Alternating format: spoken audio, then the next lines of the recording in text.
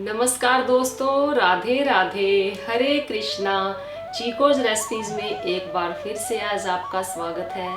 तो आज है फ्राइडे। आज आपको वीडियो मिलेगी आपके सवालों के जवाब की।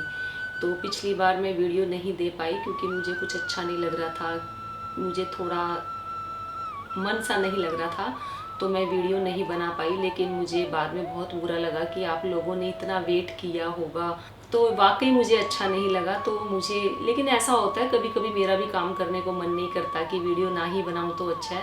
तो इस बार मैंने सोचा कि चलो आप सभी के सारे सवालों के जवाब मैं दे दूंगी। तो फिर भी रह तो जाएंगे क्योंकि सवाल ही बहुत सारे हो जाते हैं। तो जो आज की वीडियो में आपको जो आंसर मिलेंगे वो आपको जो ठाकुर जी से रिलेटेड या जो आप हमेशा पूछते हैं वो ही मिलेंगे। लेकिन आपको हेल्थ से रिलेटेड किसी भी क्वेश्चन का आंसर नहीं दे पाऊंगी।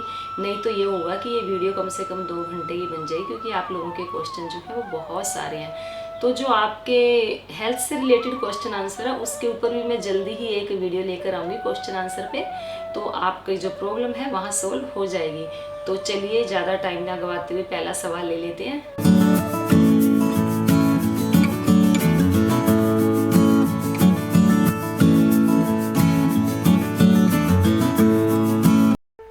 सब्सक्राइब करें चीको रेसिपीज़ को और बेल आइकन को टैप करें मेरी हर वीडियो सबसे पहले देखने के लिए।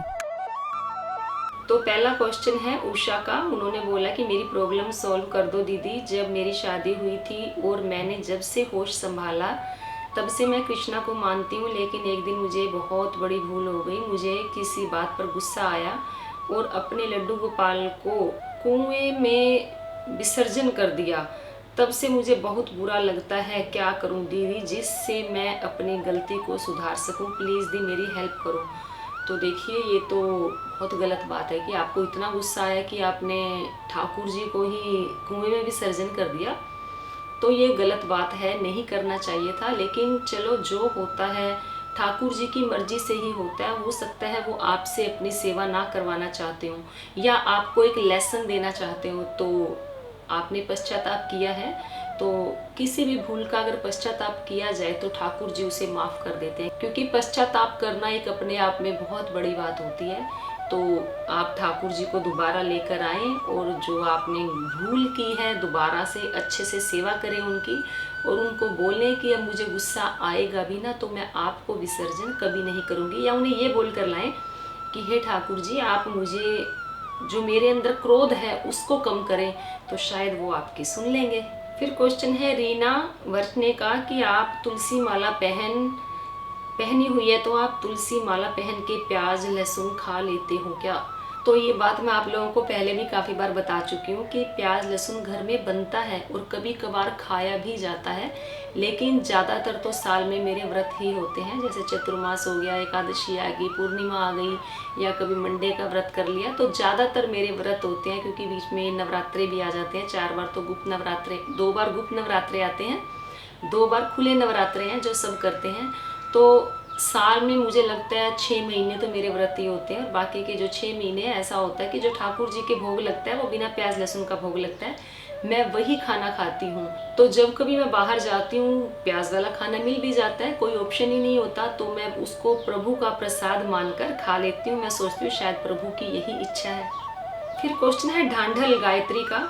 उन्होंने पूछा कि प्राण प्रतिष्ठा के आखिरी दिन हवन करवाना जरूरी है। अगर हम हवन नहीं करवा रहे तो आखिरी दिन हमें उनको कैसे अपने भावों में लाना होता है, और प्राण प्रतिष्ठा के आखिरी दिन कौन सा मंत्र जाप करके विराजमान करें? तो देखिए, हवन करवाना कोई ज़रूरी नहीं होता है कि आपको हवन जरूरी ही जरूरी है। आप ओम नमः भगवते वासुदेवाय मंत्र का जाप करें, माला एक माला करें, या घर में सभी जितने भी मेंबर हैं सभी बैठकर बड़ी श्रद्धा से माला का जाप करें। अगर आप घर में 5 लोग हैं और अगर आप एक माला करते हैं तो समझो कि वो 5 माला हो जाएगी। तो रही बात उसकी कि भावों में कैसे लाना, तो देखिए, भाव तो सबके अपने अपने होते हैं। मेरे ठाकुर जी के लिए मेरे भाव अलग हैं, आपके अपने ठाकुर जी के लिए भाव अलग हैं। तो आपको उनको देख के प्यार भी आता होगा। आपको कभी उन्हें देखकर ये भी लगेगा कि ये गुस्सा हो रहे हैं, या आज ये बहुत खुश हैं, या आज ये थोड़ा सा टेढ़े बैठे हैं। तो बस यही आपके भाव होते हैं जिनके जरिए आपको पता लगता है कि हमारे ठाकुर जी में प्राण आए हैं, क्योंकि आपके भाव के जरिए प्राण आते हैं। क्योंकि आपको उनको देख देख कर खुशी होती है। कई बार ऐसा होता है कि उनको लगातार देखते रहते हैं बिना किसी वजह के, तो ये भाव ही तो है। फिर क्वेश्चन है शीला वर्मा का कि उन्होंने पूछा कि अब की नवरात्रि में नवमी के दिन फूल वाला नारियल निकला है, उसका क्या करें? बच्चे की लापरवाही से थोड़ा टूट गया फूल, क्या प्रभाव पड़ेगा हमारे जीवन पर? तो देखिए, पहली बात तो जो माता रानी के जो आपने जो नारियल निकला है उसमें फूल था, तो ये तो शुभ ही होता है। और जैसा कि मैंने सुना है और मैंने अपनी आंखों से देखा भी है कि अगर आपके जो नारियल में फूल निकला है, उस फूल में से थोड़ा सा टुकड़ा अगर जिसके बच्चे ना होते हों उसको दे दिया जाए, वो उस फूल को थोड़ा सा खा ले, तो कहते हैं कि उसके बच्चे भी हो जाते हैं। कहते हैं नहीं, क्योंकि मैंने देखा है और मैंने आजमाया भी है और उनके बच्चे हुए भी हैं। फिर क्वेश्चन है भारत लाल का कि मेरे घर में 40-45 तुलसी उग गई है, मैं क्या करूं? इतनी तुलसी घर में नहीं लगा सकता क्योंकि इतनी जगह नहीं है, प्लीज़ बताइए क्या करूं? तो देखिए, इतनी तुलसी लग गई है तो आप वो तुलसी या तो किसी को दे दें या कहीं पार्क में जाकर लगा दें, तो वो ज़्यादा बेहतर होगा। या जिनके घर में तुलसी नहीं लगती है, आप उनके घर में जाकर वो तुलसी लगाएं। हो सकता है आपके हाथों से उनके घर में वो तुलसी लग जाए। फिर क्वेश्चन है देव गोस्वामी का कि एकादशी का व्रत करना चाहता हूँ, क्या मैं किसी भी एकादशी से शुरू कर सकता हूँ? प्लीज जरूर बताइएगा। तो देखिए, जैसे वैभव लक्ष्मी के व्रत है या कोई भी व्रत है, सब कोई पूछते हैं कि मैम कब से शुरू करना चाहिए। तो शास्त्रों के अनुसार व्रत को शुक्ल पक्ष में शुरू करना चाहिए। तो लेकिन जो मेरा नज़रिया है, वो मेरा नज़रिया यही है कि जैसे अगर कल एकादशी है तो आप उनको जिसको भी व्रत शुरू करना है वो अपना व्रत शुरू कर ले, क्योंकि अच्छे काम में देर नहीं करनी चाहिए और बुरे काम के लिए जितना हो सके उसको टालना चाहिए। फिर क्वेश्चन है माई लाइफ का कि गोपाल जी की सेवा 2 महीने से ही करने लगी हूँ, पर मुझे टेंशन रहती है कि मैं सेवा ठीक से कर पा रही हूँ कि नहीं, और मैं ज़्यादा जानती भी नहीं, तो प्लीज़ आप मुझे बताएं कि मैं ठीक से सेवा कैसे करूं। तो देखिए, सेवा करने का अपना एक अलग अलग तरीका होता है। ज़रूरी नहीं है कि जैसे मैं सेवा करती हूँ आप वैसे सेवा कर लेंगे, या ज़रूरी नहीं कि जैसे आप सेवा कर लें, जैसे आप सेवा कर रहे हैं वैसे मैं सेवा कर लूँगी, ऐसा नहीं होता है। हर किसी के अपनी भावों से अलग सेवा होती है, अपनी श्रद्धा से अलग सेवा होती है। तो बाकी आप इन चक्रों में ना पड़े कि मैं अच्छे से सेवा नहीं कर रही, मैं ये नहीं कर पा रही हूँ या मैं वो नहीं कर पा रही हूँ। आप हमेशा दिमाग में एक बात लेकर चलें कि जो भी करवाते हैं ठाकुर जी खुद ही करवाते हैं। उन्होंने जो सेवा आपसे लेनी होती है वो अपने आप ले ही लेंगे, चाहे आपको रीझ के करना पड़े, चाहे आपको खींच के करना पड़े। तो आप इन चक्रों से हटें और सिर्फ अपना ध्यान अपनी सेवा में लगाएं कि जैसे साधारण भाव से आप सेवा करते हैं। फिर क्वेश्चन है रेणु नागपाल का कि डेली पूजा के मंत्र बता दो। तो देखिए, डेली पूजा के मंत्र अलग अलग होते हैं, अलग अलग इन दी सेंस आपको कौन से मंत्र पढ़ने हैं। मैं कुछ और पढ़ती हूँ, आपको कुछ और पढ़ना होगा, तो इस बारे में तो कुछ नहीं कहा जा सकता। हाँ, लेकिन अगर आप मुझे बता देंगे कि आपको कौन कौन से मंत्र चाहिए, तो फिर मैं वो ज़रूर बता सकती हूँ। हो सकता है उन मंत्रों के ऊपर मैं एक वीडियो बना दूँ। फिर क्वेश्चन है साहिल सिंह का कि लहसुन प्याज खाने वाले भी तुलसी माला पहन सकते हैं क्या? तो ये बात भी मैं काफ़ी बार बता चुकी हूँ कि तुलसी माला पहनने वाले लहसुन प्याज खा सकते हैं, क्योंकि जिन्होंने दीक्षा ली होती है वो लहसुन प्याज नहीं खाते हैं। फिर क्वेश्चन है श्वेता परिहार का लड्डू गोपाल को रात का खाना कितने बजे तक खिलाएं और फिर कितने बजे तक सुला दें? तो जो लड्डू गोपाल जी को रात का खाना आप खिलाएंगे, जब घर में सब खाते हैं या तो जब खिलाएं, जैसे कई लोग तो रात को 10 बजे तक खाते हैं, तो आपको 10 बजे तक नहीं खिलाना है, तो आपको 7:30-8 बजे के बीच में उन्हें खाना खिला दें। तो फिर 8:30 पौने 9 के बीच में आप उन्हें दूध का भोग लगा दें और रात को 9 बजे तक सुला दें, क्योंकि हम गृहस्थ जीवन में रहते हैं, कई बार देर भी हो जाती है और कई बार जल्दी भी हो सकता है। तो ये जो नियम होते हैं ये मंदिरों के लिए होते हैं, क्योंकि कब पट खुलेंगे मंदिर के और कब पट बंद होंगे। तो हम गृहस्थ जीवन में रह रहे हैं तो उसमें थोड़ा ऊपर नीचे चल सकता है। फिर क्वेश्चन है दितेश चावला का कि अगर नाम दान नहीं लिया हो तो तुलसी माला में ओनली राधा नाम जाप कर सकते हैं क्या? तो देखिए, तुलसी माला में आप राधा नाम लोगे तो भी समझो आपने कान्हा जी का नाम लिया है, क्योंकि राधा ही कृष्ण है, कृष्ण ही राधा है। और जो सबसे अच्छा एक मंत्र है, आप हरे राम राम राम हरे हरे, हरे कृष्ण कृष्ण कृष्ण हरे हरे, आप इस मंत्र का जाप कर सकते हैं। फिर क्वेश्चन है नमन बर्मन का कि पूर्णिमा में किस भगवान की पूजा होती है, बताइए। तो पूर्णिमा में तो वैसे चंद्रमा की ही पूजा की जाती है, और जो चंद्रमा होता है वो भगवान शंकर के लिए होता है, तो पूर्णिमा के दिन भगवान शंकर की पूजा की जाती है। फिर क्वेश्चन है योगी पीठ का कि कृष्णा के कपड़े दिन में भी बदल सकते हैं क्या? तो देखिए, मुझे आपका जो क्वेश्चन है मुझे थोड़ा समझ नहीं लगा कि दिन में कपड़े बदल सकते हैं क्या। या तो आप ये कहना चाह रहे होंगे कि जैसे सुबह ठाकुर जी को स्नान करवा दिया और उसके बाद जब दिन में टाइम लगे जब उनकी पोशाक चेंज कर सकते हैं क्या? तो जी बिल्कुल आप कर सकते हैं। मैं भी ऐसे ही करती हूँ, सुबह की जब उनको आरती भोग वगैरह सब दे के जब मुझे दिन में टाइम लगता है तब मैं उनकी जो पोशाक है वो चेंज करती हूँ। फिर क्वेश्चन है अंकुश श्रीवास्तव का कि गोपाल जो मैं युगल जोड़ी लाना चाहता हूँ तो मैं किसी भी दिन ला सकता हूँ? तो जी बिल्कुल आप किसी भी दिन ला सकते हो, क्योंकि भगवान को लाने के लिए या भगवान के आने के लिए हर दिन शुभ अपने आप ही हो जाता है। वो दिन हमेशा ही शुभ होता है जिस दिन भगवान हमारे घर में आते हैं। क्वेश्चन है पलक अरोड़ा का कि आप मंदिर किस टाइम खोलते हो, किस टाइम बंद करते हो? तो देखिए, जब मैं सुबह सो के उठती हूँ जब मंदिर खोल देती हूँ, और रात को कोई टाइम फिक्स नहीं है। कई बार 9 बजे भी बंद होता है मंदिर, कई बार 10 बजे भी होता है। मैंने अभी आपको बताया ही है कि हम गृहस्थ जीवन में रहते हैं तो थोड़ा ऊपर नीचे हो जाता है। फिर क्वेश्चन है लक्की रानी का कि क्या मुझे बता सकती हैं कि लड्डू गोपाल जी को किचन में रख सकते हैं? तो देखिए, गोपाल जी को किचन में आपको पहली बात तो किस लिए रखना है, थोड़ा मुझे इस बारे में पता चले। कई बार ऐसा होता है कि हम जब किचन में बैठे होते हैं तो लगता है कि चलो गोपाल जी को अपने पास बिठा लें। जैसे कि हम काम कर रहे होते हैं तो घर में छोटे बच्चे होते हैं तो उन्हें भी हम किचन में बिठा लेते हैं बड़े प्यार से। तो जब किचन में लहसुन और प्याज बन रहा हो तो आप किचन में ठाकुर जी को ना बिठाएं, और ऐसा भी ना करें कि आप सब तो बैठे हैं ड्राइंग रूम में और आपके जो ठाकुर जी हैं, जो हमारे ठाकुर जी हैं, वो बैठे हैं किचन में। फिर क्वेश्चन है एनी सिंह का कि व्रत में सेंधा नमक खा सकते हैं क्या? तो जी बिल्कुल आप व्रत में सेंधा नमक खा सकते हो। फिर क्वेश्चन पूछा रिजुला प्रधान ने कि जिस कप में आपने ठाकुर जी को चाय दी उसी कप में आप चाय पीती हैं।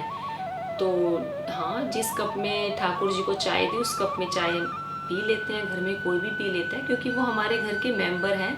वो कोई अछूत तो नहीं है कि हम जो घर में 4 मेंबर हैं हम तो अलग से रहें, ठाकुर जी को बिल्कुल अलग से कर दें। तो देखिए, ये मेरे अपने भाव हैं कि मैं उन्हें किसी भी, वैसे तो उनके बर्तन जो खाने के होते हैं उनके अलग रखती हूँ, लेकिन कई बार ऐसा होता है कि जिसका प्लेट में हम खा रहे होते हैं भोग लगा देते हैं। वो इसलिए क्योंकि ठाकुर जी तो भोग लगाते ही है ना। कई बार हम मूर्ति के सामने भोग ना लगाकर, जैसे कई बार प्लेट में खाना आया है तो हम उसी थाली में हाथ जोड़कर ठाकुर जी को बोलते हैं ना, आओ ठाकुर जी भोग लगा लो। तो वही थाली भी तो वो हमारी ही होती है ना। तो अगर उसी कप में मैंने भोग लगा दिया तो कोई गलत बात नहीं है, क्योंकि जो भगवान है वो सिर्फ भाव देखते हैं, आपकी श्रद्धा देखते हैं। फिर क्वेश्चन है कविता हाल का कि नारायण जी का आइडल का प्राण प्रतिष्ठा घर में कैसे करें? तो पिछले साल मैंने अक्षय तृतीया पर ठाकुर जी की प्राण प्रतिष्ठा कैसे करें, या अगर आप ठाकुर जी लाना चाहते हैं तो अक्षय तृतीया पर लेकर आए प्राण प्रतिष्ठा कैसे करें, उस पर मैंने वीडियो बनाई हुई है।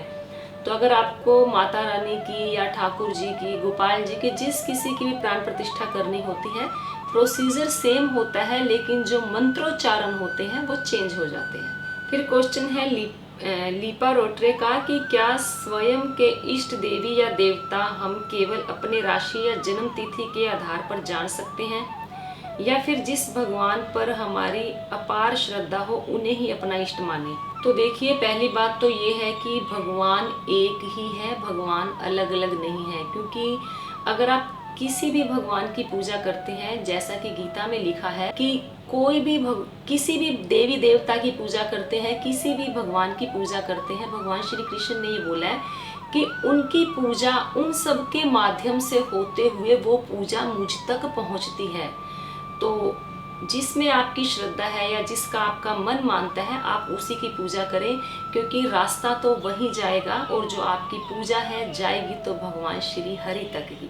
और रही बात की आपकी श्रद्धा की, तो आप पूजा भी उसी भगवान की करेंगे जिसमें आपकी अटूट श्रद्धा होगी, क्योंकि बाकी तो आप जो एक पूजा करेंगे वो एक फॉर्मेलिटी तौर पर करेंगे, क्योंकि आपके अंदर वो भाव नहीं आएंगे। फिर क्वेश्चन है माँ वैष्णो, इन्होंने क्वेश्चन पहले भी काफ़ी बार पूछा है तो वो मिस हो जाता है, मेरी आंखों के सामने नहीं आता है, लेकिन आज आया कि मैंने पहले भी आपसे बहुत बार क्वेश्चन पूछा पर आपने आंसर नहीं दिया। ये है कि गोपाल जी को किसी को गिफ्ट में दिए थे, पर मुझे ऐसा लगा कि मुझे बुला रहे हैं और रो रहे हैं। मैंने अपने भावों के जरिए उनसे पूछा कि आप क्यों रो रहे हो, तो उन्होंने मुझसे कहा कि तुम मुझे छोड़कर चले गए, यहाँ मेरी कोई सेवा नहीं करता, तो प्लीज़ मैम बता दीजिए। तो देखिए, पहली बात तो ये है कि कभी भी आपको किसी को भगवान को गिफ्ट देना ही नहीं चाहिए। मतलब ये है कि पहले आप उनसे पूछें कि अगर आप इनकी सेवा कर लेंगे तो ही हम देंगे, अदरवाइज हम नहीं देंगे।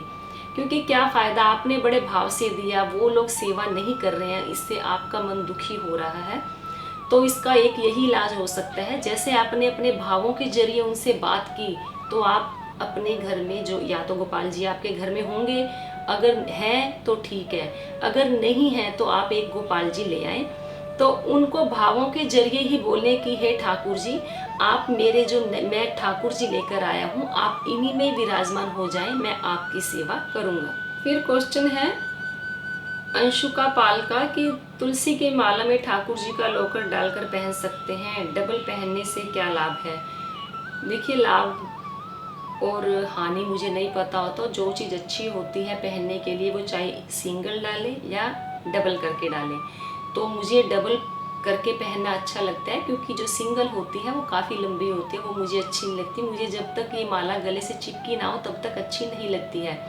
तो आप इसके अंदर ठाकुर जी का लॉकेट डालकर पहन सकते हैं। फिर क्वेश्चन है वंदना अरोड़ा का कि क्या फास्ट में सिर्फ देसी घी ही खाते हैं, क्योंकि ऑयल तो खाते नहीं? तो ऐसा नहीं है कि देसी घी ही खाते हैं, जरूरी तो नहीं कि सबके पास देसी घी, और देसी घी वैसे भी इतना नहीं खाना चाहिए। तो व्रत में आप तेल से बना हुआ खाना खा सकते हैं, जैसे कि एकादशी का व्रत है या नवरात्रे हैं, तो आपको 3 तेल नहीं खाने हैं एकादशी में और नवरात्रों में। एक तो आपको सोयाबीन का तेल नहीं खाना, राइस ब्रैन ऑयल नहीं खाना, और आपको सरसों का तेल नहीं खाना। तो बाकी जैसे आप मंडे के व्रत रख रहे हैं, प्रदोष के व्रत रख रहे हैं, तो उस दौरान आप सभी तेल में सब्जी बनाकर खा सकते हो। फिर क्वेश्चन है गेविन रबाड़िया का कि हम युगल जोड़ी की सेवा करते हैं तो हमें डेली उनके कपड़े चेंज करने चाहिए क्या? तो अगर आपकी युगल जोड़ी छोटी है, अगर आप उनके कपड़े रोज चेंज कर सकते हैं, तो अगर छोटा विग्रह है तो उनकी कर सकते हैं, लेकिन अगर विग्रह थोड़ा बड़ा है तो उनकी जो पोशाक है रोज रोज चेंज नहीं की जाती, तो उनके कपड़े आप 15 से 20 दिन में एक बार कर दें। अगर आप उससे पहले कर सकते हैं तो उससे पहले भी कर सकते हैं। फिर क्वेश्चन है रेनू राठौड़ का कि मेरा मन पूजा में नहीं लगता, मैं क्या करूं मैम, कोई उपाय बता दो। तो ये मैं पहले भी आप सबको बता चुकी हूँ कि अगर आपका पूजा में मन नहीं लगता तो भी जबरदस्ती आप पूजा करें, क्योंकि ठाकुर जी खुद आपसे पूजा करवाना चाहते हैं। जैसे कि आपका पूजा में मन नहीं लगता, इसका मतलब ये है कि ठाकुर जी आपसे पूजा इसलिए नहीं करवा रहे क्योंकि आपके लिए बहुत फायदेमंद की चीज़ है, इसीलिए आपको वो दूर कर रहे हैं और आपको परखना चाह रहे हैं कि ये मेरी पूजा कर भी सकती है या नहीं कर सकती। फिर पूजा आप दिल से करें या रीझ के करें या खींच के करें, फिर वही बात आ गई कि तो तुलसीदास जी ने कहा था कि तुलसी मेरे राम को रीझ भजो या खींच, फोम गिरे जामे पड़े उल्टे सीधे बीज। कि जैसे जो एक किसान होता है अपनी फसल में जब बीज डालता है, कई बार ऐसा भी होता होगा कि उसका मन नहीं करता होगा कि काम करने का, लेकिन वो फिर भी बीज डालता है, लेकिन वो बीज आप देखते हैं फसल का रूप लेते ही लेते हैं। तो आप भी निरंतर लगे रहें, पूजा करते रहें, तो आपको पूजा का फल मिलेगा ही मिलेगा, और किसी ना किसी दिन आपका जो पूजा में ध्यान लगेगा ही लगेगा। तो उसके लिए आप प्राणायाम करें, योग करें। तो योग और प्राणायाम से हमें भक्ति की तरफ जाने का साधन मिलता है। फिर क्वेश्चन है अवधेश सिंह का कि रविवार को तुलसी तोड़ते नहीं हैं क्या, दीपक भी नहीं लगाते? जी नहीं, आप रविवार के दिन तुलसी जी में दिया लगा सकते हैं। फिर क्वेश्चन है लक्की गेमिंग का कि मैं कोलकाता वेस्ट बंगाल से हूँ, वैजंती माला नहीं मिलती है तो मैं क्या करूँ। तो वैजंती माला नहीं मिलती तो आप वैजंती माला का एक पौधा लगवा लें, क्योंकि वैजंती माला का पौधा बहुत जल्दी बढ़ता है और उसके अंदर जो मोती है वो भी बहुत जल्दी आते हैं। तो आप माली से बोलें और वो पौधा लगवा लें। फिर क्वेश्चन है मेनू मैम राधे का।